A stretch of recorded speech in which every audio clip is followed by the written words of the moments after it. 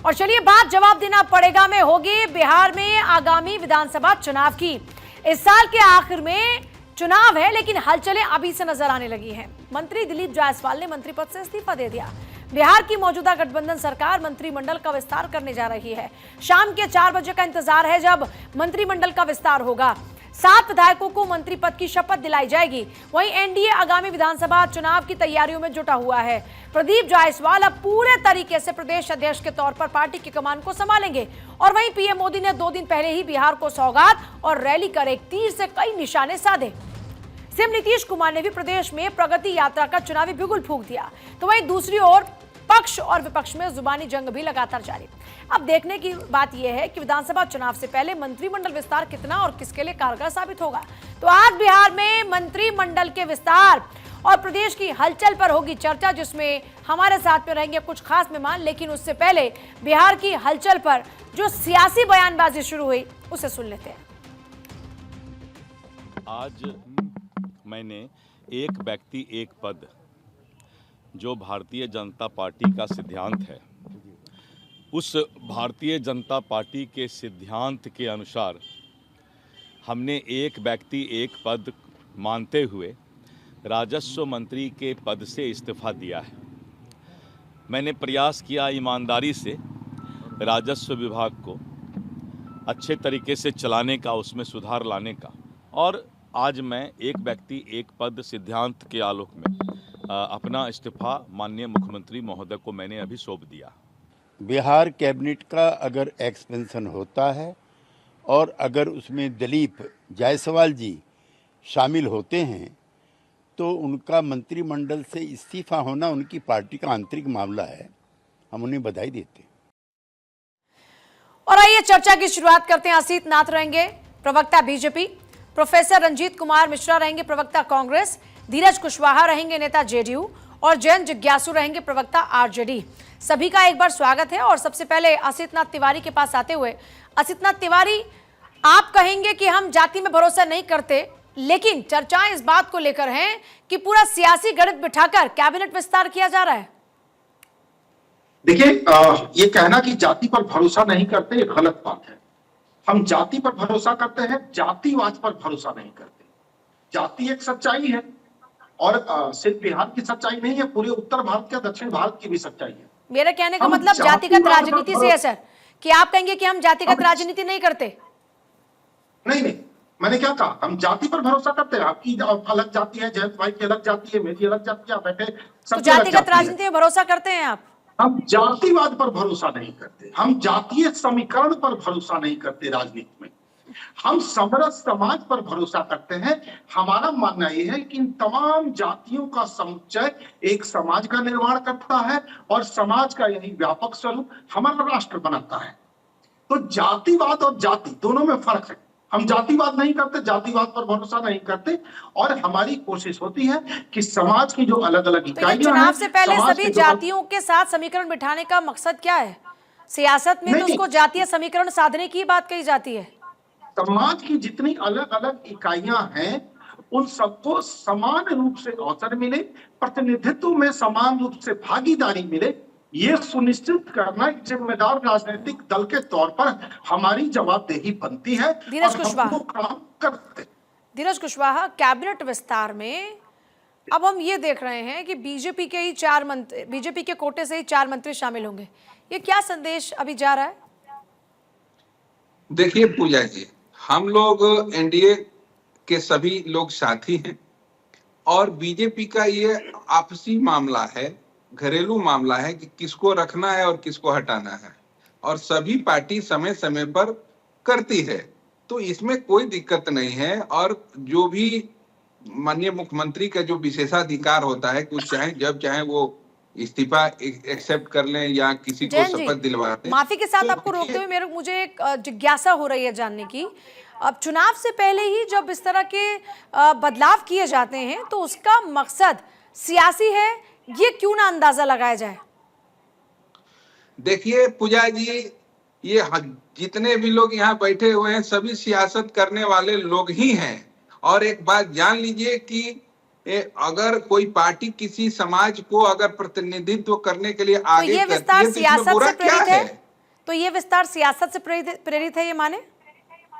ये क्या बात आप करते हैं? जितने भी हमारे इसमें इस पैनल में जितने भी माननीय प्रवक्ता लोग बैठे हैं, सभी लोग सियासत करने वाले दलों से ही है सर, ना। मैं क्या और बात एक बात करती हूँ जान वो छोड़िए, लीजिए मैं कि आपसे बहुत ही सीधे और सरल शब्दों में ये पूछना चाह रही हूँ कि यही है ना इसका मतलब?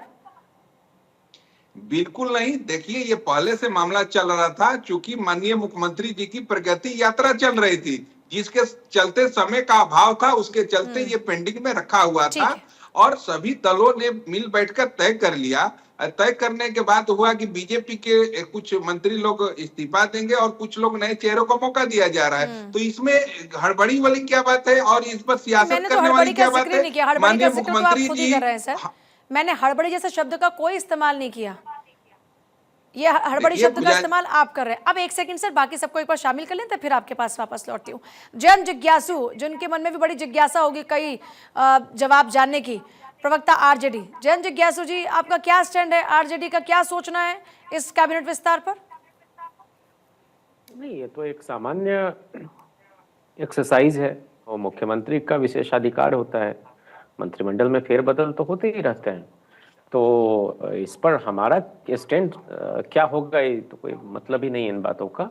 लेकिन हाँ, यह जरूर है कि हम लोगों की पार्टी इस देश क्यों मतलब नहीं होगा की सर? पहली पार्टी है। विपक्षी पार्टी हैं आप, जानते हैं कि ये सीएम का विशेष अधिकार होता है, सरकार के अंडर में ये सब चीजें होती हैं, लेकिन जो सियासी गणित बिठाने की कोशिश की जाती है उससे कुछ तो प्रेरणा विपक्ष भी लेगा ना, कि हमको कैसे अपना सियासी गणित बिठाना है, या फिर जस्ट आपको जवाब में उल्टा ही कुछ बोलना है, बस ये आपने मान रखा है? हम लोग गधाओं से प्रेरणा लेने वाले लोग नहीं हैं, जैसे आदरणीय मोदी जी लेते रहते हैं। और हमारे पास प्रेरणा लेने के लिए बहुत सारे लोग हैं, आचार्य नरेंद्र देव से लेके किशन पटनायक, डॉक्टर लोहिया, जयप्रकाश जी, कर्पूरी जी, जगदेव बाबू। और हमारी पार्टी में हर सामाजिक समूह के लोगों का प्रतिनिधित्व होता रहा है। और हमारी पार्टी देश की पहली पार्टी है जिसने 17% आरक्षण जो है दलितों, आदिवासियों को सांगठनिक चुनाव में दिया और 28% आरक्षण अति पिछड़ों को तिवारी इसका जवाब देंगे जल्दी से, फिर एक बार कांग्रेस के प्रवक्ता काफी देर से इंतजार कर रहे हैं और सर्वेश भी मेरे सहयोगी जुड़ चुके हैं। सर एक बार रिएक्शन सबका ले लेते हैं सर। असितनाथ इसका जल्दी से जवाब देंगे। असितनाथ जी जल्दी से 10 सेकंड में इसका जवाब। देखिए, इन्होंने कहा ये सामान्य एक्सरसाइज है, बात सही है। मुख्यमंत्री जी को जब जरूरत महसूस होती है वो कोई भी मुख्यमंत्री मंत्रिमंडल रिशफल करता ही करता है। रही बात इनकी प्रेरणा की, इन्होंने बड़े बड़े नाम ले लिए। सच्चाई यह है कि हमारे विपक्ष में जो लोग खड़े हैं वो प्रेरणा लेते हैं दाऊद इब्राहिम से और नाम लेते हैं लोहिया से प्रेरित। इनके यहाँ कौन है जी? पशुपालन घोटाला लोहिया से प्रेरित होकर कोई करेगा? नौकरी के बदले जमीन कोई लोहिया से प्रेरित होकर लिखवा लेगा? टेंडर घोटाला कोई लोहिया से प्रेरित होकर करेगा? अरे लोहिया जी की आत्मा रोती होगी जब ये लोगों का नाम ठीक है, इसका जवाब दीजिएगा जन जिज्ञासु। लेकिन एक बार प्रोफेसर रंजीत कुमार को शामिल कर लेते हैं। प्रोफेसर रंजीत कुमार, बीजेपी और जेडीयू अपनी तैयारी में है, आप लोगों की तैयारी किस तरह से चल रही है? और बिहार में साथ चुनाव होगा आरजेडी के साथ या कुछ अलग सोच रहे हैं? देखिए, भाजपा और जदयू दोनों के प्रवक्ताओं को आपने पूछा और वो गोल गोल जलेबी बनाते रहे, आपके सवाल का उन्होंने जवाब नहीं दिया। अब ये देखिए, इनको पता है कि गिने चुने दिन इस सरकार की रही है, तो अब इनको सामाजिक समीकरण ध्यान आने लगा और ये ध्यान आने लगा कि किन किन जातियों को और किन किन समूहों को इन्होंने उपेक्षित रखा। तो अब चंद दिनों के लिए उनको मंत्री बनाने से इनकी जो कारगुजारी है वो ढकने वाली नहीं है। तो ये चंद दिनों के लिए इन्होंने कुछ मंत्री को जोड़ने का प्रयास जरूर किया है। इससे ये पता चलता है कि अंदरूनी खींचतान अब कितनी बढ़ गई है कि अब माननीय मुख्यमंत्री जी की भी नहीं चल रही है। अब प्रधानमंत्री जी आते हैं और डिक्टेट करके चले जाते हैं कि हमारे इतने मंत्री को आपको शामिल करना है। तो मैं ये केवल कहना चाहता हूं कि इन लोगों ने 20 वर्ष में ज्यादातर समय शासन किया और आज बिहार में एक उद्योग ये बता दें जो इन्होंने खोला हो? पूरे बिहार में पिछले 20 साल में एक उद्योग इन्होंने नहीं खोला। और अब ये अंतिम समय में जब इनको लगा कि लोगों को प्रतिनिधित्व भी इन्होंने नहीं दिया, तो अब जाके ये एक्सरसाइज कर रहे हैं। तो मुझे लगता है कि अब काफी विलंब हो चुका है। बिहार की जनता इनकी असलियत को जान चुकी है और अब इनको विदाई देने की तैयारी में है बिहार की जनता। इस बार इसका जवाब लेंगे जेडीयू के प्रवक्ता से, लेकिन इससे पहले सर्वेश मेरे सहयोगी हमारे साथ में जुड़े हुए हैं। सर्वेश का एक बार रुख कर लेते हैं। सर्वेश, कैबिनेट विस्तार का आकलन अगर किया जाए तो आप किस तरह से करेंगे? देखिए पूजा, जनवरी 2024 में ही इसकी पटकथा लिखी गई थी जब नीतीश कुमार महागठबंधन से अलग होकर बीजेपी के साथ एक बार फिर वो सत्ता में आए थे, और उस वक्त ही एक बात कही जाने लगी थी कि फिलहाल उस वक्त जो मंत्रिमंडल का गठन हुआ था उसमें कई सारे मंत्रियों को अतिरिक्त प्रभार दिए गए थे और कई सारे मंत्रियों पर अतिरिक्त बोझ था काम का, जिसको लेकर ये बात लगातार होती रही थी। हालांकि जेडीयू में वैकेंसी नहीं थी, जेडीयू ने अपने कोटे के सभी जो सीटें थे उसमें मंत्रियों की नियुक्ति तैनाती कर दी थी, लेकिन बीजेपी की तरफ से कुछ नामों की घोषणा होना बाकी था, जिसको लेकर के बीजेपी की तरफ से विलंब हुआ। ये कहा जा रहा है, जेडीयू के सोर्सेज जो बता रहे हैं कि ये बीजेपी का अपना इंटरनल मैटर था, बीजेपी को अपने मंत्रियों के को चयन करना था, और दिलीप जायसवाल जब प्रदेश अध्यक्ष बन गए तो उनको मंत्रिमंडल का पद छोड़ना भी था, उनको इस्तीफा भी देना था। तो ये एक तरह से कहा जाए तो प्री प्लान्ड, पूरी तरीके से एक तरह से कहा जाए तो ये बातें थी, और ये कहा जा रहा था कि बहुत जल्द मंत्रिमंडल का विस्तार होगा, और 2024 से ये मामला लटकता चला आ रहा था। इस बार जब प्रधानमंत्री भागलपुर आए उसके बाद पर अगर जातीय समीकरण को साधने की बात की जाती है, क्योंकि चुनाव में जातीय समीकरण बड़े इंपॉर्टेंट रहते हैं, क्या जातीय समीकरण के लिहाज से भी मानकर चलें कि ये कैबिनेट विस्तार बड़ा इंपॉर्टेंट रहा? जल्दी से सर्वेश। जी बिल्कुल, देखिए जातीय समीकरण तो बहुत बड़ा मुद्दा भी है एक तरह से, और जिस तरीके से जातीय जनगणना यहाँ बिहार में कराई गई तो उसको देखते हुए भी यहाँ पे हर जाति वर्ग का प्रतिनिधित्व होना चाहिए। मुख्यमंत्री भी सीधे तौर पे ये कहते रहे कि सोशल इंजीनियरिंग का वो लगातार ख्याल रखते हैं, और यही वजह है कि तमाम जो जिन लोगों को मंत्रिमंडल में शामिल किया जा रहा है, 7 जो नाम है वो तमाम उसी तरह के लोग हैं जो जिनकी जातियों का प्रतिनिधित्व सियासत में चुनाव से पहले कुछ भी यूं ही नहीं होता और बड़ी कैलकुलेशन के साथ में होता है। इस कैबिनेट विस्तार में कुछ छुपा हुआ नजर आता है क्या?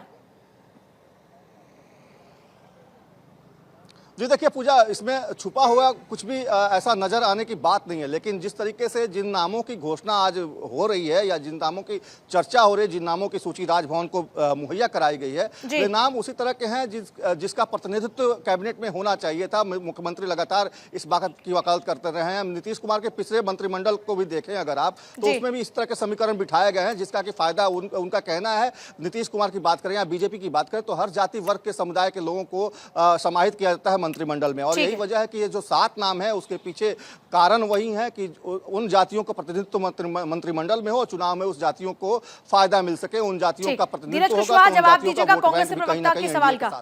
पूजा,